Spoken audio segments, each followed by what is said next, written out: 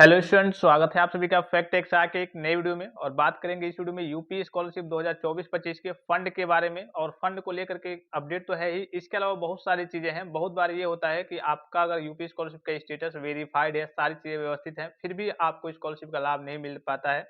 बहुत सारे बच्चे होते हैं जो कह लिए कि आशा की किरण उम्मीद लेकर के बैठे होते हैं कि स्कॉलरशिप का पैसा आएगा तो हम अपनी फीस वगैरह जमा करेंगे, या फिर बहुत सारे बच्चे ऐसे होते हैं जो कुछ सेविंग वगैरह किए होते हैं और जैसे ही स्टेटस वगैरह वेरीफाइड वगैरह देखते हैं और लगता है कि हाँ चलिए पैसा आ जाएगा, उसके बाद से उसमें से भी वो खर्चा कर देते हैं कि हाँ स्कॉलरशिप का पैसा तो आने ही वाला है। और पता ही चलता है कि बाद में उनको जाकर के आगे निराशा हाथ लग जाती है, तो फिर वो परेशानी में पड़ जाते हैं। तो इस वीडियो में फंड के बारे में बात करेंगे, किन बच्चों का जो वेरीफाइड रहता है उसके अलावा भी उनका पैसा क्यों नहीं देखने को मिलता है, क्यों पैसा नहीं आता है, क्यों लाभ नहीं मिलता है, इसके अलावा आपका पैसा कब तक आएगा, सारी चीजों के बारे में बात करेंगे।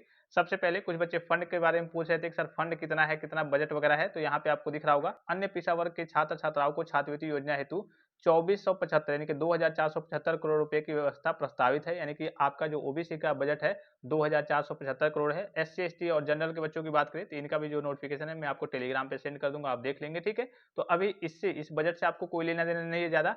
अब समझ लीजिए कि जैसा कि आपको इंटरफेस पे दिख रहा होगा कि scholarship not disbursed due to unavailability of fund, यानी कि ये समस्या कब देखने को मिलती है, जब आपकी कैटेगरी के फंड में पैसा नहीं होता है। मान लीजिए कि आपका फॉर्म भी वेरीफाइड है, सारी चीजें पीएफएमएस पे भी दिखा रहा है, सारी चीजें व्यवस्थित है, लेकिन लास्ट में ये होता है कि आपकी कैटेगरी में या फिर बहुत सारे बच्चों की कैटेगरी में, चाहे आप जनरल से हो, ओबीसी से हो, एससी एसटी से हो, माइनॉरिटी से हो, आपकी कैटेगरी में फंड में पैसा खत्म हो जाता है, या फिर ऐसे कह सकते हैं कि शासन के पास पैसा खत्म हो जाता है। तो वो आपके स्टेटस में दिखा देते हैं कि हाँ इस जो आपका स्कॉलरशिप का पैसा है वो इसलिए आपका नहीं भेजा गया है कि आपके फंड में पैसा खत्म हो गया है।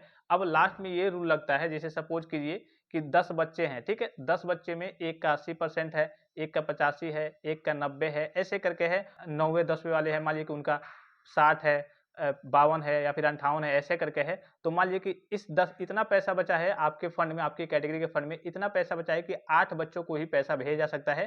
तो ये प्रीवियस ईयर का आपका देखा जाता है परसेंटेज, जिनका ज्यादा परसेंटेज आता है ऊपर से पहले 90 वाले परसेंटेज को, फिर 85, फिर 80, फिर जितने रहते हैं नीचे के 2-4 रहेंगे, मान लीजिए कि 60 और 58, तो उनका नहीं भेजा है, क्योंकि आठों 10 बच्चे हैं यहाँ पे। मतलब मैं एग्जाम्पल के लिए बता रहा हूँ कि 10 बच्चे बचे हुए हैं, 10 में से जो फंड में पैसा है आपके शासन के पास वो 8 ही बच्चों के लिए है। तो ऊपर से प्रेफरेंस देता है कि हाँ 8 बच्चों को भेज दिया जाएगा, जो कम वाले हैं उनका दिखा देगा कि हाँ आपका परसेंटेज कम है, या फिर जो आपकी कैटेगरी है उसमें फंड में पैसा खत्म हो गया है, इसके कारण से आपका पैसा नहीं भेजा गया है।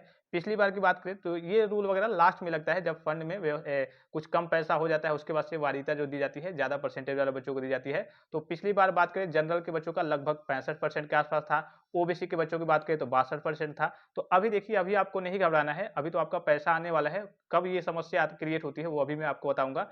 तो अभी जो पिछली बार का परसेंटेज रूल था वो 65% जनरल लिए था और 62% के आसपास, 62.5% के आसपास ओबीसी के लिए था। ये हर बार बदलते रहता है, जैसे जैसे फंड में पैसा वगैरह बचता है उस हिसाब से ये रूल वगैरह लगाया जाता है। तो ये अगर एससी एसटी से अगर आप होंगे तो एससी एसटी वाले बच्चों के सामने उस प्रकार की समस्या देखने को नहीं मिलती, जो फंड वाली समस्या है वो देखने को नहीं मिलती। अगर फंड खत्म भी होता है तो उनकी व्यवस्था अलग से की जाती है। पिछली बार अगर आप पिछली बार के स्टूडेंट्स होंगे तो आपने देखा होगा उनका जाकर के पैसा 1 जून में भी आता है शिफ्ट, तो उस बीच जाकर के उनका नया फंड तैयार किया गया था और फिर से पैसा भेजा गया था। तो एससी एसटी बच्चों के सामने समस्या, एससी एसटी कास्ट कैटेगरी वाले बच्चों के सामने समस्या नहीं क्रिएट होने वाली है। अब चलिए बात कर लेते हैं कि फंड की समस्या कब आपको देखने को मिल सकती है। तो जो ऑफिशियल नोटिफिकेशन है पैसा भेजे जाने को लेकर के 20 और 22 की डेट है, ठीक है, इस डेट तक आपको वेट करना है। उसके बाद से जब वित्तीय वर्ष आपका समाप्त हो जाता है, 31 मार्च आपका समाप्त हो जाएगा, उसके बाद से अगर आपका पैसा नहीं आया होगा तब उसके बाद से आपको ये फंड वाली समस्या देखने को मिलेगी।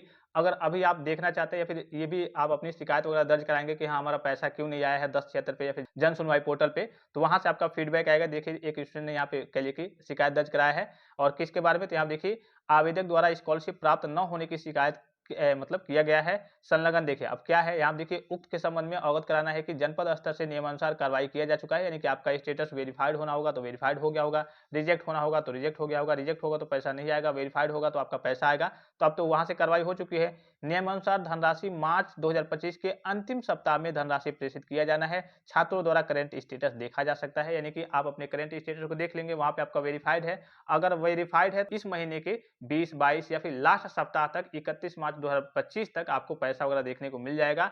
अगर उसके बाद नहीं आता है, वित्तीय वर्ष समाप्त हो जाता है, तब ये फंड वाली समस्या आपको देखने को मिलती है। तो ये जिन बच्चों का वेरिफाइड होता है, उनके सामने भी ये समस्या देखने को मिलती है। हर बार समस्या देखने को मिलती है। हो सकता है कि इस बार ज़ाहिर-सी बात है कि हर बार देखने को मिलती है, तो इस बार देखने को मिलेगी ही। पिछली बार की बात करें तो बहुत सारे बच्चों का फॉर्म वेरिफाइड था, verified recommended by district scholarship committee था, लेकिन उनका पैसा नहीं आया। तो हर बार ये समस्या देखने को मिलती है। अब यहाँ पे अगर आपका पीएफएमएस पे अपडेट हो गया है, अमाउंट वगैरह दिखा रहा है और अप्रूव्ड बाय एजेंसी हो गया है, अप्रूव्ड बाय एजेंसी हो गया है, तब आपके सामने कोई समस्या नहीं आने वाली है। वहाँ पे आप श्योर हो सकते हैं कि हाँ, हमारा पैसा आ जाएगा। लेकिन जिनका अभी अमाउंट वगैरह नहीं अपडेट हुआ है, वैलिडेटेड नहीं हुआ है और कहिए कि वहाँ पे अप्रूव्ड बाय एजेंसी नहीं हुआ है खास करके, तब उनके सामने ये समस्या आगे चल के क्रिएट हो सकती है। ये समस्या कब क्रिएट होगी? 31 मार्च 2025 के बाद। उससे पहले आपको घबराना नहीं है, आपका पैसा चला आएगा। अभी आपको नेगेटिव चीज़ों के बारे में नहीं सोचना है, पॉजिटिव चीज़ों के बारे में सोचना है। 31 मार्च 2025 के बाद से ये समस्या आपको देखने को मिलेगी कि हाँ, आपकी कैटेगरी के फंड में पैसा खत्म हो गया है, जिसकी वजह से आपका पैसा वगैरह नहीं भेजा गया है वित्तीय वर्ष समाप्त होने के बाद।